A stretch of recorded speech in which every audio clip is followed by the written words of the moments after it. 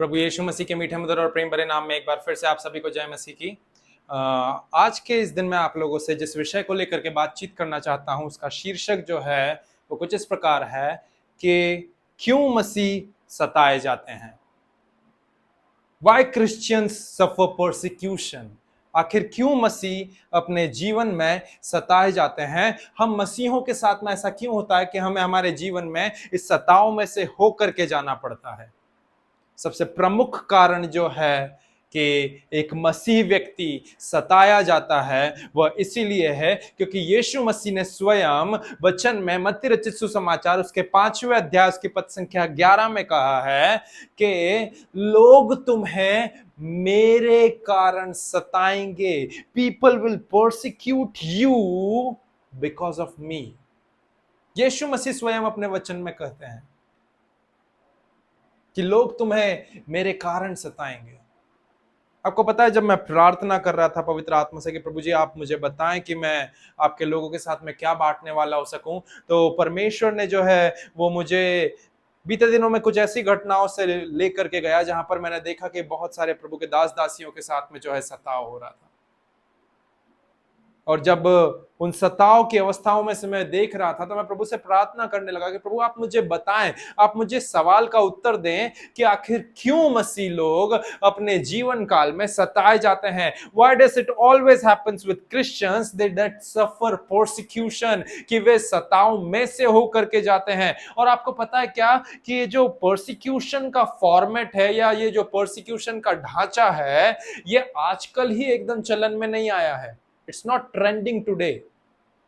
और ऐसा नहीं है कि ये इन दिनों का हॉट टॉपिक बन गया है, परंतु ये सताव का जो चलन था ये पुरातन काल में से जब से प्रारंभिक कलीसिया स्थापित की गई थी तब से लेकर के अभी तक बना हुआ है। और जो एक कारण है जिसके कारण सताने वाले लोग नित्य मसीह लोगों को सताते रहते हैं, वो इसीलिए सताते हैं जिसके कारण वो सताए जाने के कारण वे उस परमेश्वर के कार्य के ऊपर रोक लगा दें, उसके ऊपर दबाव डाल दें जिससे कि वो परमेश्वर का कार्य आगे बढ़ ना सके। वे जानते हैं उनके सताने का कारण। They know the reason that why do they persecute us? वे हमें क्यों सताते हैं, वे उस कारण से भली भांति, वो उनके पर्पस से भली भांति अवगत हैं। बट एक बहुत ही निंदाजनक या हंसी की बात बोल रहे हैं वो ये है कि मसीह लोग जो कलीसिया में बैठे हुए हैं, जो प्रभु के वचन से अवगत हैं, they don't know the reason that why do they get persecuted in the end times. वे नहीं जानते इस कारण को कि भला वे क्यों इन अंत के दिनों में सताव को महसूस कर रहे हैं या सताव का अनुभव कर रहे हैं। Why are we persecuted? हम क्यों सताए जा रहे हैं, हमें इन सताव के समयों में से होकर के क्यों जाना पड़ रहा है। पता है आपको कि जब भी सताव आता है किसी भी कलीसिया के ऊपर, वो सताव करने वाले जितने भी कार्यकर्ता लोग रहते हैं वो आकर के सबसे पहले एक ही चीज बोलते हैं। उनका एक पेटेंट डायलॉग होता है और वो ये रहता है, क्या कर रहे हैं ये, बंद करिए ये सब, बंद करिए ये सब। So the primary reason or the primary purpose or the first line when they reach and persecute churches, they do so in an order to stop what you are doing right now. वे ये सब ऐसा इसीलिए करते हैं ताकि वे उन सब बातों के ऊपर रोक लगा सकें जो आप कर रहे हैं। The reason they are persecuting you is so that they can stop what you are doing right now. वे उस बात के ऊपर जो आप कर रहे हैं उस बात को रोक लगाना चाहते हैं, उस कार्य के ऊपर रोक लगाना चाहते हैं। That's why they are persecuting you. Hallelujah, hallelujah, hallelujah, hallelujah. Because they know that if they will not gonna persecute you, then there is one chief characteristic quality that dwells in you. वे इस बात से भली भांति जानते और अवगत हैं कि यदि उन्होंने आपको अभी नहीं रोका तो आप और मैं, हम जो विश्वास करने वाले लोग हैं, हम जो मसीह लोग हैं, हमारे अंदर एक चरित्र इम्प्लांटेड है बाय डिफॉल्ट परमेश्वर के भक्तजनों के ऊपर, परमेश्वर के ऊपर भरोसा रखने वालों के ऊपर एक डिफॉल्ट सेटिंग ऑलरेडी मेंशन रहती है, और वो ये है कि जितना आप सताए जाते हैं उतना आप बहुगुणित होते हैं। प्रभु का वचन कहता है निर्गमन की पुस्तक उसका पहले अध्याय उसकी पद संख्या 12 में, वहां पर वो बताता है कि और जितना वे दबाव में आए, जितना वे सताए गए, जितना उनके ऊपर प्रेशर डाला गया, the more they were afflicted, the more they were oppressed, the more they were suppressed, the more they were restricted, the Bible says that the more they got multiplied, and the more they got multiplied, and the more they got multiplied even more. So जितना दबाव आया, जितना सताव आया, वे उतने बहुगुणित होते चले गए, उतने बहुगुणित होते चले गए, उतने बहुगुणित होते चले गए। और इसीलिए जितने भी क्रिस्त विरोधी लोग आते हैं या जितने भी लोग प्रोसिक्यूशन के साथ में आते हैं, they have their primary agenda to stop what you are doing before you get multiplied. वे आपके ऊपर दबाव डालना चाहते हैं, क्योंकि उस दबाव को डालने से, उसके ऊपर रोक लगाने से वे आपको बहुगुणित होने से रोक देंगे। They will stop you from being multiplied. When I am talking about this multiplication, then I am not talking about a biological or a physical multiplication. मैं एक शारीरिक बहुगुणवत्ता को नहीं बोल रहा हूं यहां पर, कि जहां पर एक पति और पत्नी मिलकर के वे जो दो होते हैं वे चार में बहुगुणित हो जाते हैं। I am not talking about physical multiplication. पर जब मैं यहां पर एक बहुगुणवत्ता को बोल रहा हूं या एक बहुगुणित होने की प्रक्रिया को बोल रहा हूं, then I am talking about spiritual और मेंटल मल्टीप्लीकेशन। जब मैं यहां पर मल्टीप्लिकेशन की बात कर रहा हूं, तो वो मल्टीप्लिकेशन शारीरिक मल्टीप्लिकेशन नहीं है कि 2 से 4, 4 से 8, 8 से 16, 8 से 16 से फिर 32 हुए। नहीं नहीं नहीं, मैं उस मल्टीप्लिकेशन की बात नहीं कर रहा हूं, परंतु मैं यहां पर आत्मिक और मानसिक मल्टीप्लिकेशन की बात कर रहा हूं। Hallelujah, hallelujah, hallelujah. जो क्रिस्त विरोधी ताकतें हैं वो इस मल्टीप्लिकेशन के ऊपर रोक लगाना चाहती है, और इसीलिए वे आकर के आपको सताते हैं। They want to stop you from being multiplied, and that's why they came to persecute you. और इसीलिए जब हम यहां पर आत्मिक और मानसिक मल्टीप्लिकेशन की बात कर रहे हैं, तो आपको और मुझे ये बात समझना जरूरी है कि जिस पल आपकी और मेरी आत्मा जो है वो जागरूक अवस्था में आती है, उसके तत्पश्चात आप और मैं क्या होते हैं, हम परमेश्वर के वचन के भूखे और प्यासे हो जाते हैं। बिकॉज हमारी आत्मा का सर्वाइवल ही उसके वचन के ऊपर डिपेंडेंट रहता है। प्रभु का वचन कहता है मत्ती 5 में, वहां पे प्रभु का वचन क्या कहता है कि परमेश्वर के निकले हुए हर एक मुख के वचन से मनुष्य जीवित रहेगा। मनुष्य केवल रोटी ही मात्र से नहीं, परंतु परमेश्वर के निकले मुख के हर एक वचन से वह जीवित रहेगा। तो आपका और मेरा भीतरी मनुष्यत्व, आपका और मेरा इनर मैन या स्पिरिचुअल मैन जो है, उसका सर्वाइवल ही जो है वो परमेश्वर के वचन के ऊपर डिपेंडेंट है। इसीलिए जब आपकी और मेरी आत्मा नया जन्म पाकर के एक जागरूक अवस्था में आती है, एक अवेकनिंग में आती है, तो उस अवेकनिंग के तत्पश्चात क्या होता है, आपकी और मेरी आत्मा प्रभु के वचन के लिए भूखी और प्यासी बन जाती है। Amen, hallelujah, hallelujah, hallelujah. When you get awakened in the spirit, then your spiritual man become hungry for the word of God. And when you feed yourself from the word of God, and when you constantly feed yourself from the word of God, जब आप नित्य अपने आप को प्रभु के वचन के रूप में से रोटी को लेकर के एक आहार के रूप में अपने आत्मिक मनुष्यत्व को खिलाते जाते हैं, then ultimately it will gonna renew your mind.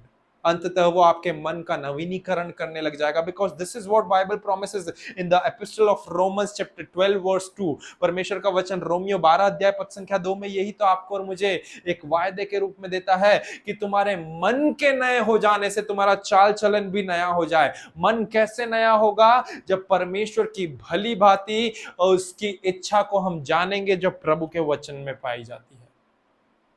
तो एक पल में जब प्रभु को उद्धारकर्ता के रूप में ग्रहण करा, आत्मा आत्मा जागरूक अवस्था में आई। अब जब आत्मा जागरूक अवस्था में आई है तो अब ये आत्मा को ठोस आहार चाहिए, ठोस रोटी चाहिए, जिसके द्वारा ये अपना सर्वाइवल करने वाली हो सके, जिसके द्वारा ये सर्वाइव करने वाली हो सके, ये जीने वाली हो सके। जो प्रभु का वचन कहता है कि मनुष्य केवल रोटी मात्र से ही नहीं परंतु परमेश्वर के मुख से निकले हुए हर एक वचन से जीवित रहेगा।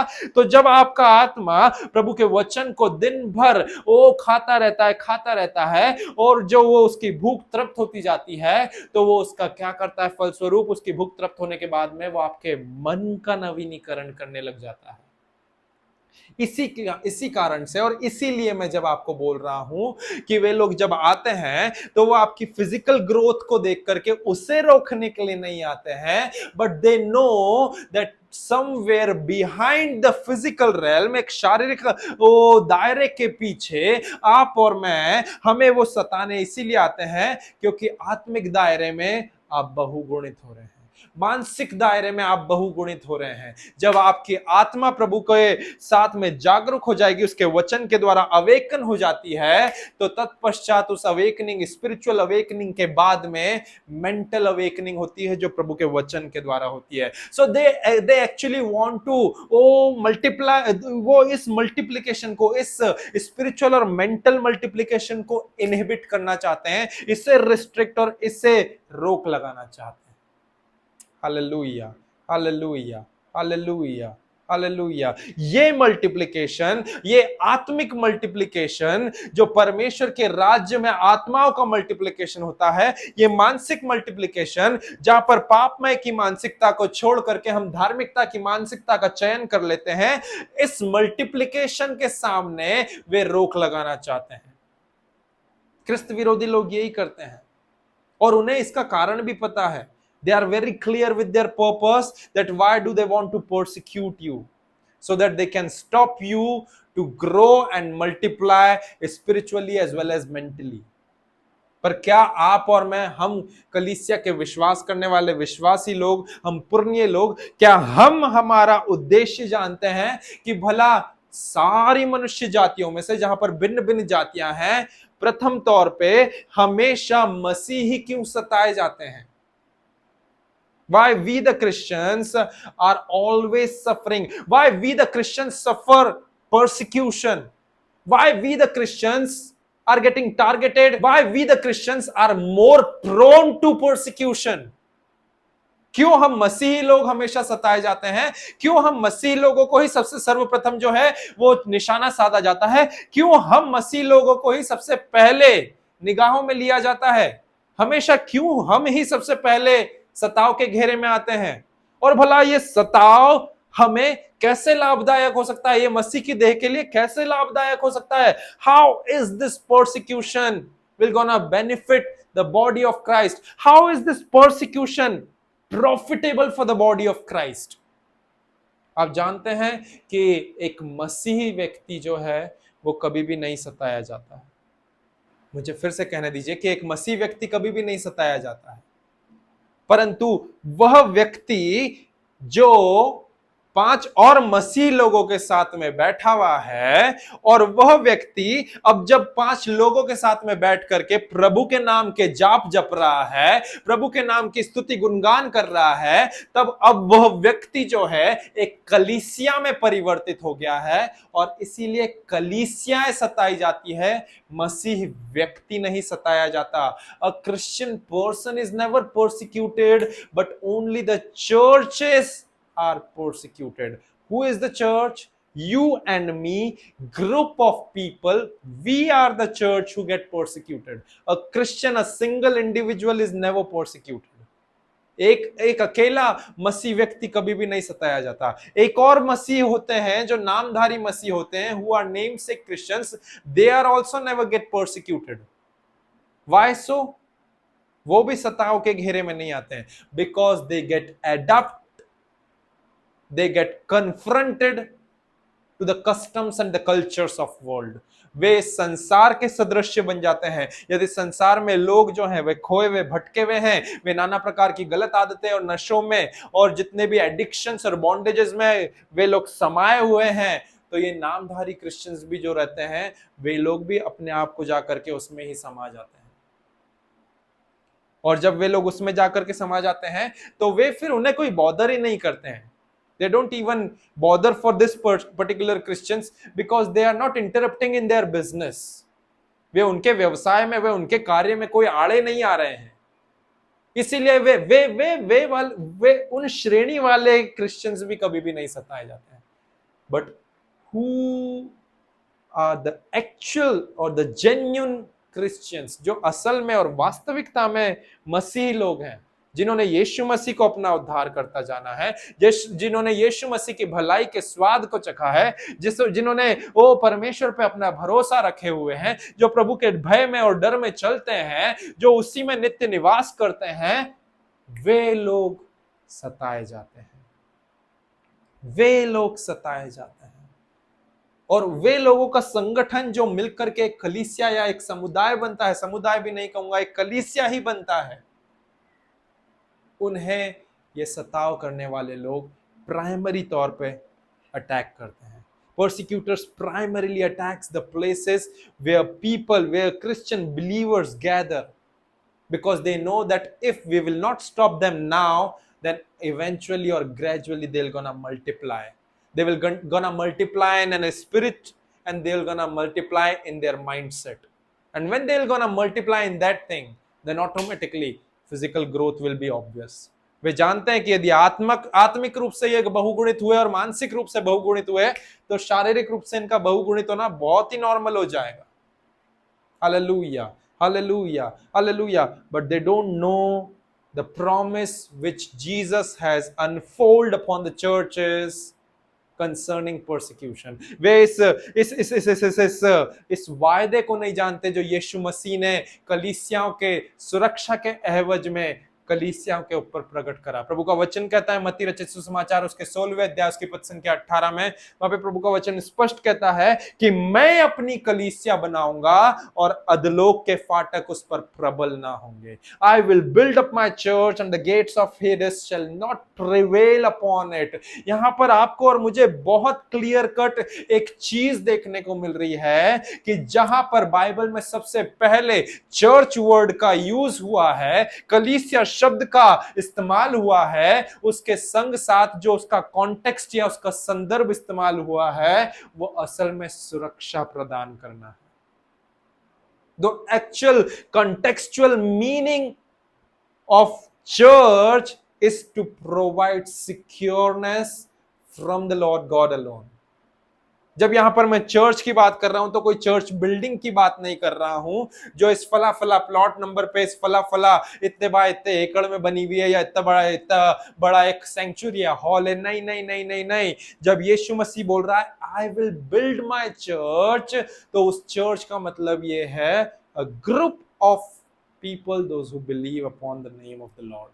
वे लोग, उनका संगठन जो यीशु मसीह के नाम पर विश्वास करते हैं, उन लोगों को मैं बिल्डअप करूंगा और उनके ऊपर कोई भी प्रिवेलिंग पावर प्रिवेल नहीं कर सकेगी, डोमिनेट नहीं कर सकेगी, but they will be secure. That is what I will gonna do for my church. ये ही जो है मैं अपनी कलीसिया के लिए करूंगा। Hallelujah, hallelujah, hallelujah। This is the actual promise of being secured from the prevailing power of Hades।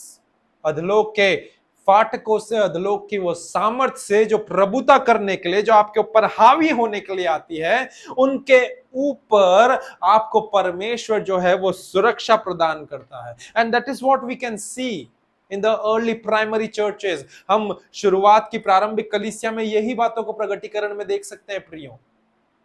यदि हम लोग देखें तो हम लोगों को यह बात पता चलेगी, प्रेरितों के काम उसका 8वां अध्याय उसकी पद संख्या 1 से आगे तक में आपको और मुझे बहुत क्लियरली जो है एक पिक्चर देखने को मिल जाएगी वहां पर कि सताव कैसा होता है और कैसे सताव में आपको और मुझे डील करना है।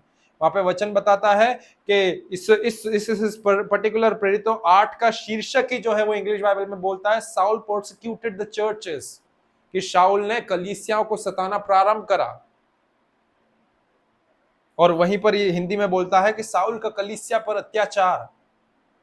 वचन कुछ इस प्रकार कहता है, प्रेरित 8 अध्याय पद संख्या 1 से आगे, के वध में सहमत था। उसी दिन यरूशलेम की कलीसिया पर बड़ा उपद्रव आरंभ हुआ और प्रेरितों को छोड़ सब के सब यहूदिया और सामरिया और देश में तितर बितर हो गए। यहां पर देखिए, कलीसिया के ऊपर शाऊल ने परसिक्यूशन चालू करा। इंग्लिश बाइबल बोलती है, at that time great persecution arose against the churches. और जब परसिक्यूशन आया तो उसके फलस्वरूप क्या हुआ? People got scattered. English Bible यही बोलती है, they were all scattered throughout the region of Judea and Samaria except the apostles. जितने भी लोग थे वे तितर बितर हो गए। दे गॉट स्कैटर्ड, वे तितर बितर हो गए। दूसरा वचन बोलता है, कुछ भक्तों ने स्तिफनुस को कब्र में रखा और उसके लिए बड़ा विलाप किया। शाऊल कलीसिया को उजाड़ रहा था। शाऊल का यहां पर सताया जाना कंटिन्यूअसली चल रहा था और घर घर घुसकर पुरुषों और स्त्रियों को घसीट घसीट कर बंदी गृह में डालता था। आगे वचन क्या बोलता है? यहां पर आपको और मुझे एक इनिशियल प्रोसिक्यूशन कैसे स्टार्ट होता है उसके बारे में पता चला कि जैसे ही साउल ने वहां पर कलीसियाओं को सताना शुरू करा, उसके तत्पश्चात क्या हुआ? लोग तितर बितर हो गए। परंतु इसके आगे की कहानी क्या हुई? वचन बताता है, जो तितर बितर हुए थे वे सुसमाचार सुनाते हुए फिरे और फिलिप्पुस सामरिया नगर में जाकर लोगों में मसीह का प्रचार करने लगा। वचन बता रहा है, जो तितर बितर हुए थे, those who were scattered went everywhere and preaching the word of God। वे लोग तितर बितर होने के बाद में वे परमेश्वर के वचन का प्रचार करने लगे। Are you getting it what I am trying to say? कि क्या करने के लिए यहां पर शाऊल आया था? To stop them for what they are doing, but instead of that यहां पर शाऊल ने क्या करा? शाऊल ने वो सताव को करके उन्हें और फैला दिया ताकि वो फैल करके और बढ़ने वाले हो सके। Hallelujah, hallelujah, hallelujah. वचन बताता है, जो बातें फिलिप्पुस ने कही थी उन्हें उन लोगों ने सुनकर, चिन्ह जो दिखाता है उन्हें देख देख कर एक चित होकर मन लगाया, क्योंकि बहुतों में से अशुद्ध आत्माएं बड़े शब्द से चिल्लाती हुई निकल गई और बहुत लकवे के रोगी लंगड़े भी थे अच्छे किए गए। उस नगर में बड़ा आनंद छा गया।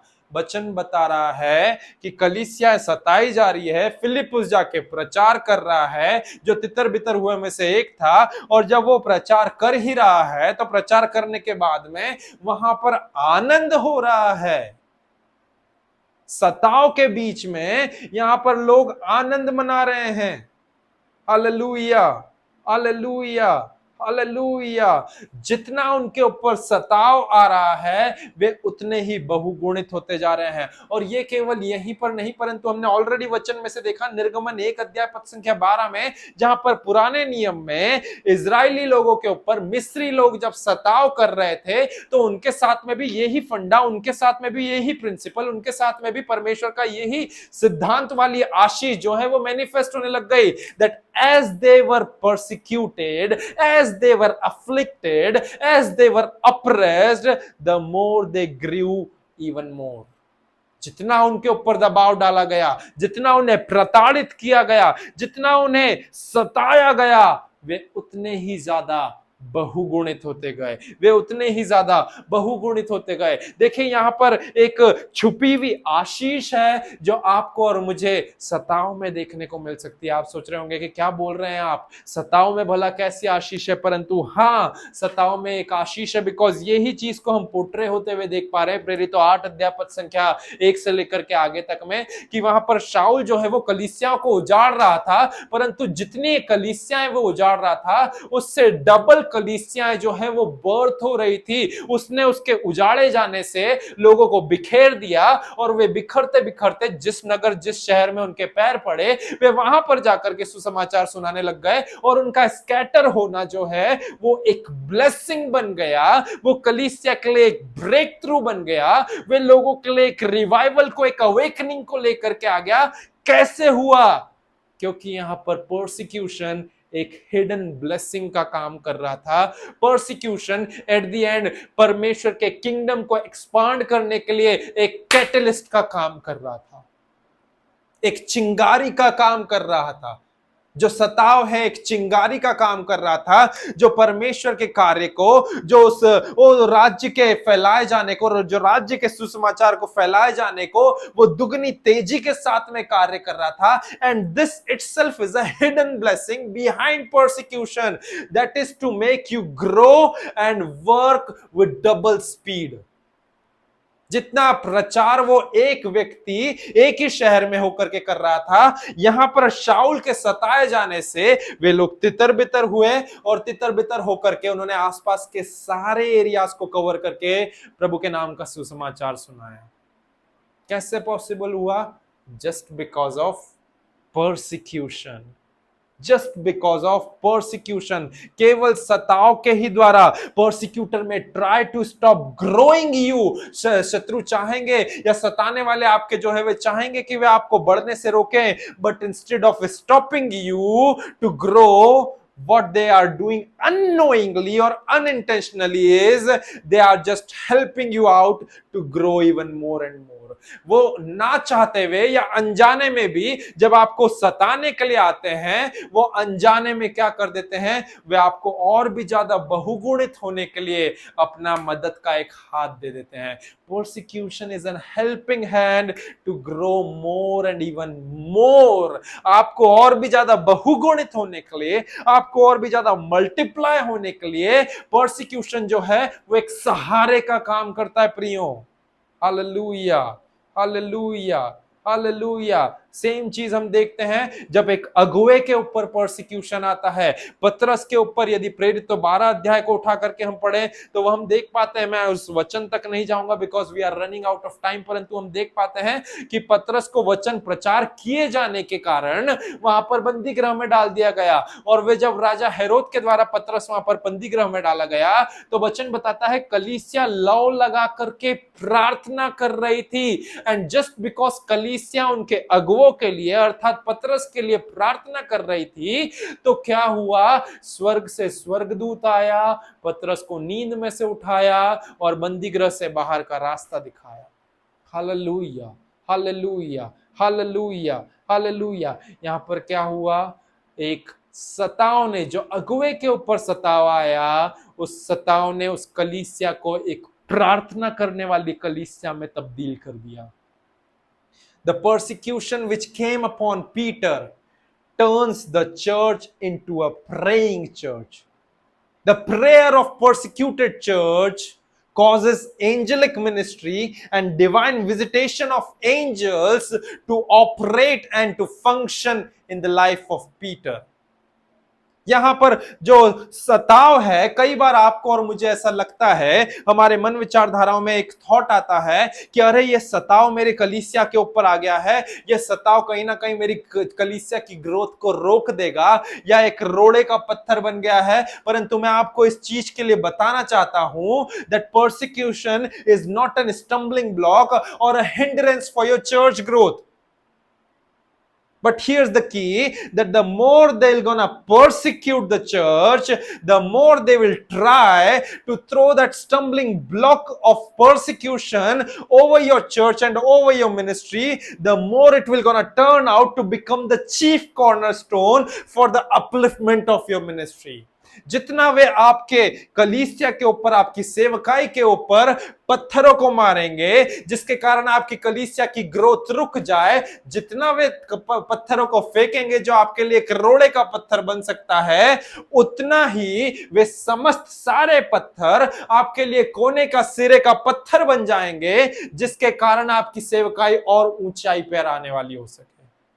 The more they will try to divide you, they don't know that by doing this, they are opening the door for you to multiply even more. जितना वे आपके अंदर विभाजन को लेकर के आने वाले हो सकेंगे, वे ये बात को नहीं जानते कि उस विभाजन के लाए जाने के द्वारा वे आपके अंदर और भी ज्यादा उस बहुगुणवत्ता को लेकर के आ रहे हैं, वो उस बहुगुणित होने के कार्य को और भी ज्यादा उत्तेजित कर रहे हैं. Through that division they are birthing a multiplication in your life. उस विभाजन के द्वारा आपके अंदर एक बहुगुणित होने के बातों को, एक दर्शन को वे आपके अंदर इंपार्ट कर रहे हैं. That's the blessing of being persecuted.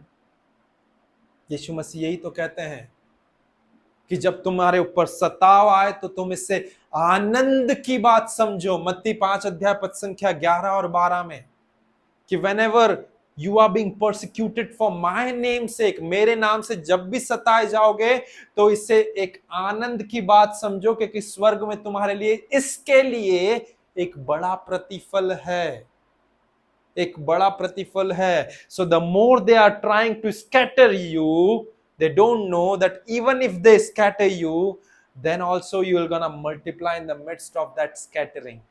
यदि उन्होंने आपको टूटा या बिखरा भी, तितर बितर भी कर दिया, वे नहीं जानते कि इस बिखरे जाने में भी जो है, जहां पर भी आप तितर बितर होकर के जाएंगे, आप वहां पर बहुगुणित हो जाएंगे। जहां पर भी आप तितर बितर होकर के जाएंगे, आप वे वहां पर जाकर के बहुगुणित हो जाएंगे। Either it is east, either it is west, either it is north, either it is south, जहां कहीं पर भी जाएंगे तितर बितर हो जाएंगे और बहुगुणित हो जाएंगे। Hallelujah. That's the blessing of being persecuted. That whenever you will get persecuted, then there is a growth for sure. जब कभी भी आप सताए जाते हैं तो सताए जाने में जो है आपके लिए हमेशा नित्य एक बात तो जरूरी है, और वो ये है, whenever you get persecuted, जब कभी भी आप सताए जाते हैं, then there is growth for you for sure. तब आपके लिए एक बढ़ोतरी होना तो निश्चित रूप से है। Hallelujah, hallelujah. क्योंकि परमेश्वर आपके लिए जो भी आपके रोड़े के पत्थर है उन्हें महिमा के लिए इस्तेमाल कर सकता है। परमेश्वर आपके सताव, आपके ऊपर उस आए हुए सताव को परमेश्वर के राज्य के एक्सपांशन के लिए और एनलार्जमेंट के लिए इस्तेमाल कर सकता है। परमेश्वर आपके ऊपर आए हुए सताव को आपके क्या बोल सकते हैं, आपकी कलीसिया या पूरे इस राष्ट्र या पूरे संसार की कलीसिया के बढ़ोतरी के लिए और उनके बलवंत होने के लिए इस्तेमाल कर सकता है। परमेश्वर उस सताव को आपके उन कार्यों को जल्दी करने के लिए, जिस कार्य के लिए प्रभु ने आपको नियुक्त करा है, अर्थात जाकर के लोगों में प्रचार करना, उस कार्य को और भी ज्यादा दुगनी तेजी से कर सकता है। God can use this persecution as a tool to expand and enlarge his kingdom on earth. God can use this persecution to edify and strengthen the churches around the globe.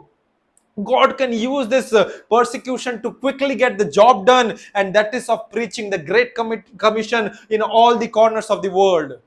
That's why we don't need to be sorrowed. We don't need to be sad कि ओ pastor हमारे साथ सताव हुआ। जब भी सताव आता है तो हमें मुंह लटका करके निराशा के साथ में नहीं रहना, अरे रे रे सताव हो गया, ऐसा हो गया, ये वो। Because persecution is not the source of sadness or sorrow, but it's the reason to rejoice. मैं इसे फिर से दोहराना चाहूंगा कि जो सताव है वो हमारे दुख का या हमारे निराश होने का कारण नहीं है, उसका स्रोत नहीं है, परंतु वो एक कारण है जिसके कारण आपको और मुझे आनंदित होना है। यीशु मसीह आपको और मुझे सिखाते हैं कि जब कभी आपके और मेरे ऊपर सताव आए तो उस परसिक्यूशन से या उस सताव से आपको और मुझे कैसे डील करना है। यीशु मसीह बोलते हैं, तुम मेरे कारण सताए जाओगे, परंतु इसे बड़े आनंद की बात समझो, इसे बड़े आनंद की बात समझो। सताया जाना आपके लिए बड़े आनंद की बात है। यीशु मसीह ने केवल एक बार प्रियो उस आनंद का शब्द का प्रयोग नहीं किया। इंग्लिश बाइबल बोलती है that whenever you get persecuted for me, rejoice and be exceedingly glad, for greater is the reward for you in heaven.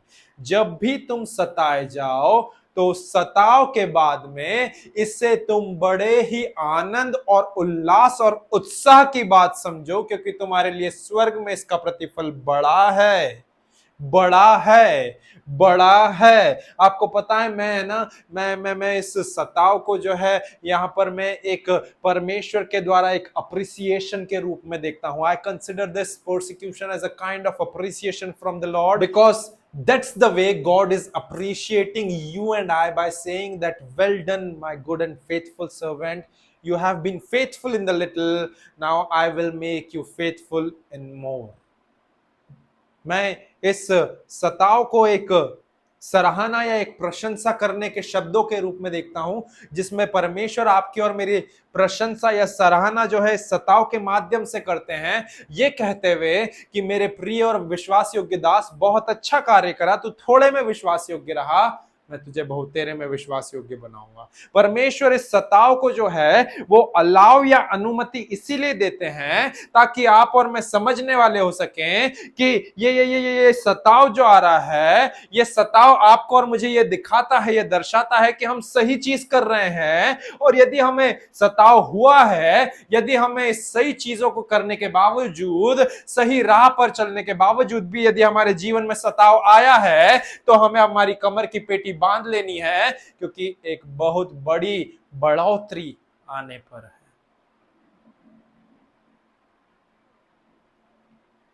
इसीलिए मैं यूं कहूंगा कि we need to consider this persecution as a festival of rejoicing. इस सताव को हमें एक आनंद के पर्व के रूप में बनाना चाहिए, क्योंकि जब भी सताव आता है, शारीरिक रूप में निराशा हो सकती है, शारीरिक रूप में जो है दर्द हो सकता है, बहुत सारी पीड़ाएं हो सकती है, हो सकता है बेफिजूल के चार्जेस, अपमान, ठट्टा हो सकता है, बहुत सारी चीजें हो सकती है। परंतु जब कभी भी सताव आता है तो उस सताव को डील करने का तरीका यीशु मसीह कुछ यूं देते हैं, और वो ये कहते हैं, rejoice and be exceedingly glad. He is emphasizing upon rejoicing upon the part, because इस सताव करने के कारण क्या चीज है, एक स्वर्ग में बड़ा प्रतिफल तो देखने को मिल ही रहा है, परंतु साथ के साथ ये सताव जो है वो आपके और मेरे लिए एक आनंद का पर्व बन जाना चाहिए, जहां पर हमारा शरीर तो आनंदित नहीं हो रहा, हमारा मन दुखित हो रहा है, परंतु हमारी आत्मा को आनंद मनाना चाहिए कि अरे सताव आया है, दैट मीन्स मैं सही जगह पर सही कार्य कर रहा हूं। सताव इसीलिए हुआ ताकि इस बढ़ोतरी को रोक दें, परंतु मैं जानता हूं ये रुकेगी नहीं, उल्टा ये और दुगनी तेजी के साथ में बढ़ने वाली हो सकेगी। Persecution is not for you to be sad, but it is a reason for you to be glad. सताव आपके लिए निराश या मूड अटकाए रखने का एक कारण नहीं है, परंतु वह आपके लिए आनंदित और उत्साह से भर जाने का कारण है, because persecution is the catalyst for your church to grow. सताव जो है वो एक चिंगारी है जिसके कारण आपका चर्च जो है वो बढ़ने लगेगा, आपका चर्च जो है वो बहुगुणित होने लगेगा। परसिक्यूशन ही वो एक माध्यम है जिसके द्वारा आप तितर बितर तो होते हैं, परंतु उस बिखर जाने की अवस्था में भी जो है आप बहुगुणित होते जाते हैं, होते जाते हैं, होते जाते हैं। And that is considered as a hidden blessing of being persecuted. तो क्या है इस सताव के एडवांटेजेस या बेनिफिट्स, असल में ये क्या फायदे हैं इस सताव के? What are the advantages of suffering persecution? I will say like this, that persecution gave you boldness and courage to take stand for your faith upon Christ. Persecution will bring the body of Christ into unity, just like it happens with the case of Peter when he was imprisoned, and the body of Christ, the churches, was praying earnestly for him. Persecution edifies the body of Christ. Persecution strengthen the churches. Persecution bring growth in the body of Christ. Persecution brings multiplication out of division in the churches.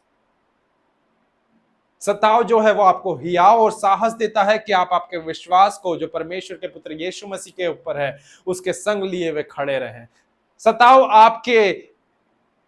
सताव जो है वो आपको एकता में लेकर के आता है मसीह की देह के साथ में, जैसा पतरस के साथ में हुआ था जब वह बंदी गृह में था और कलीसिया लौ लगा करके प्रार्थना कर रही थी। सताव जो है वो मसीह की देह को उन्नत करता है। सताव जो है वो कलीसिया को बल देता है। सताव जो है वो कलीसिया को बढ़ाता है, और सताव केवल इतना ही नहीं करता, परंतु सताव विभाजन में से जो है वो बहुगुणवत्ता को, वो बहुगुणित होने की आशीष को लेकर के आता है। In the midst of division persecution brings multiplication, as the persecution is the key for church growth.